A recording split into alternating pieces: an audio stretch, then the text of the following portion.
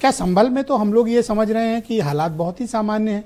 क्या district administration उसको बहुत एस्केलेट कर रहा है, या वाकई में वहाँ स्थिति अभी सामान्य नहीं हुई है, अंदर सुगबुगाहट है, इस कारण अनुमति नहीं मिल रही है, और ये राजनीतिक दलों के जाने का सही वक्त है या नहीं? देखिए ब्रजेश जी, मुझे लगता है कि संभल में जो होना था वो हो चुका है।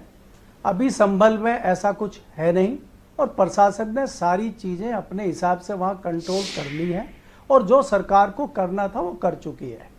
अब जो दूसरे सियासी दल हैं, जो विपक्षी दल हैं, उनकी मजबूरी है। अगर वो जाते हैं तो उनको सरकार जाने नहीं दे रही है, और नहीं जाते हैं तो फिर लोग सवाल उठाएंगे कि देखिए ये वहाँ गए नहीं। तो ये इनकी सियासी मजबूरी है, इसलिए ये जाने की कोशिश कर रहे हैं। आपको याद होगा सबसे पहले चंद्रशेखर ने जाने की कोशिश की थी, फिर समाजवादी पार्टी का प्रतिनिधिमंडल जाने की कोशिश की थी, किसी को नहीं जाने दिया गया, और राहुल गांधी और तमाम लोगों को नहीं जाने दिया गया। लेकिन यहाँ हीरो वाजपेयी जी कह सकते हैं कि भाई भाजपा वाले नेता भी तो नहीं जा रहे, हमारे सहयोगी दल के लोग भी तो नहीं जा रहे, जिनकी जिम्मेदारी सबसे ज्यादा बनती है। तो मैं इसलिए कह रहा हूं कि शांति के लिए को भी तो लोगों को जाना चाहिए। क्या भारतीय जनता पार्टी के जो सहयोगी दल उत्तर प्रदेश में है वो तो जा सकते हैं, वो तो ना विपक्ष में है ना पक्ष में भी चाह रहे हैं, पक्ष में भी कितने आप जानते हैं, तो वो जाके आंसू पोंछ सकते, वो भी नहीं जा रहे हैं। और आपने बहुत अच्छा सवाल पूछा कि हाथरस में चले गए थे, यहां नहीं गए हैं, क्या बात हो गई ऐसी?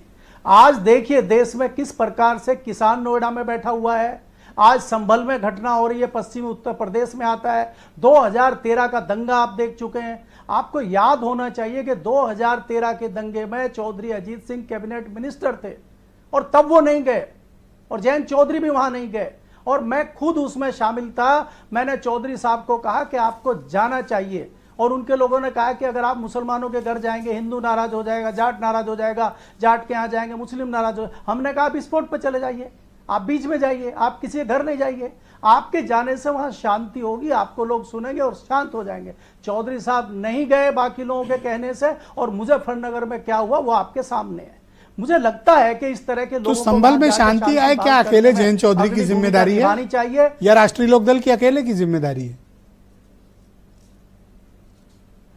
नहीं तो फिर उनको बुला लीजिए, ममता बनर्जी को, फारूक अब्दुल्ला को, कर्नाटक से बुला लीजिए, लोगों को केरल से बुला लीजिए, अगर जयंत चौधरी की नहीं है। राजनीति आप करेंगे पश्चिम उत्तर प्रदेश में, और जिम्मेदारी किसी और की होगी, ये नहीं चलेगा।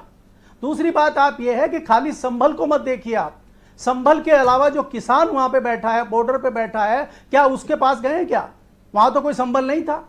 तो ये सियासी दल जो मुखौटा बदलते हैं कुछ कुछ समय पे, इनको अपने गिरेबान में झांकना चाहिए। ब्रजेश जी, आपको देखना चाहिए कि राष्ट्रपति जो एक संवैधानिक पद पे बैठे हुए हैं, उन्होंने कैसे कल सवाल उठाया, उनकी कैसे आत्मा जाग गई, उनको कैसे किसान याद आ गए।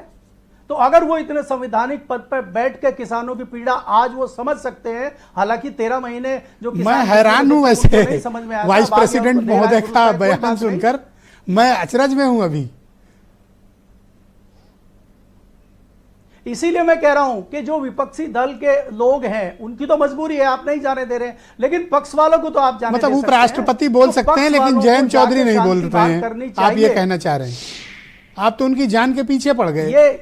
ये जनता का सवाल है। ये ब्रजेश जी, ये मेरा केपी मलिक का सवाल नहीं है, ये जनता का सवाल है, ये क्षेत्र के लोगों का सवाल है। मैं सिर्फ प्रतिनिधित्व कर रहा हूं। बहुत शुक्रिया सर, मेरा अकेले का सवाल नहीं है। सेकंड राउंड में बाकी आपके विचार सम्मिलित करेंगे सर।